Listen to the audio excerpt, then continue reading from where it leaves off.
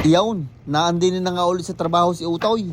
At ang gagawin ko ngayon ay puro taba ng baka. Marami na nga nabili din sa amin ng beef talaw. Minsan nga hindi na kinakaya ng aming mga pinagtabasang taba sa dami ng mga na-order. Kaya umorder na kami ng mga taba ng baka sa aming supplier. Idadagdag na lang namin yung aming mga pinagtabasan. Garni ako gumawa ng beef talaw. Ginagayat ko ng maliliit para madaling malusaw. At madali ding haluin pagka nasa kaserula. Minsan nga tinatanong ko ang mga customer kung anong ginagawa nila din eh. Ang kadalasan sa gout ay panglutaw, ipanggigi sa baga, at yung iba naman ay ipinapahid daw sa muka, ginagawang pang skincare. At iyon, pagkatapos ng pagkahaba-habang tartaran ay natapos din. Pwede na rin sa pares anli taba, ay pag naubaw ay baka may sumundaw. Pagkatapos nga ng tartaran, atin na rin lulutuin. Ikakarga ko lang rin din sa aking kaserula. Kaso hindi ko muna ilalahat at baka hindi ko mahalaw.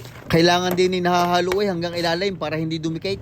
At nung nakakalahati na ay di itinigilan ko na at binuhat ko na paparni sa kalan. At taring iba naman ay nilagay ko muna din sa lalagyan. Isasama ko na lang pagka natunaw yung iba doon. Nakasalang na ang ating mga taba ng baka. Nilagay ko lang sa mahinang apoy para hindi mabigla. At kada 10 hanggang 15 minutos ay hahaluin para hindi dumikit sa ilalim. Pero pag yan ay nagmantika na ay madali-dali na iyan. At pagkalipas nga ng 1.5 oras ay garni ng itsura. Nagmantika na nga kaya madali-dali ng haluin.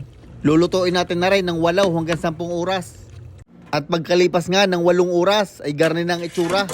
Marami na ngang mantika kaso medyo malalaki pa rin ang taba.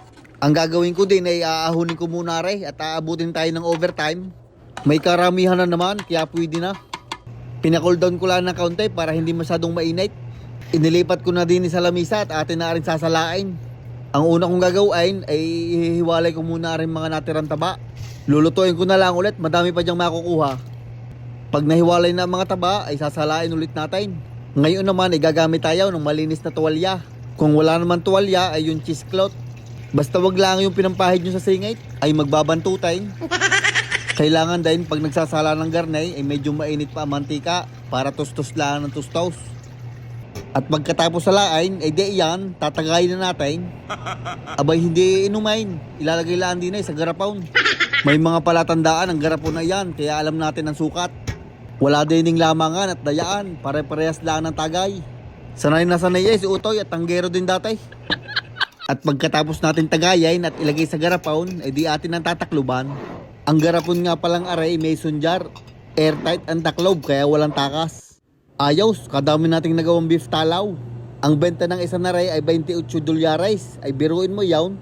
1,000 mahigit na agad ang isa kung sa atin sa Pinas. Ipapatas ko lang ang mga ardina at yung iba naman ay may mga may-ari na. Kaya pagka isang araw ay gagawa na uli. Ay iyawn, hanggang din na lang ang bidyong aray. Maraming salamat sa inyong panunood. Ay huwag niyong kakalimutan mag-like, share, comment, and follow na rin. Maraming salamat. Shoutout nga pala kay EJ Dagli ng Rosario, Batangas. Kay Lynn Valdedara from Cabanatuan City. Kay Gio Cortez ng Lipa, Batangas. Kay Ian Kalika at kay Jesse Torres Dinulos. Maraming salamat mga idol.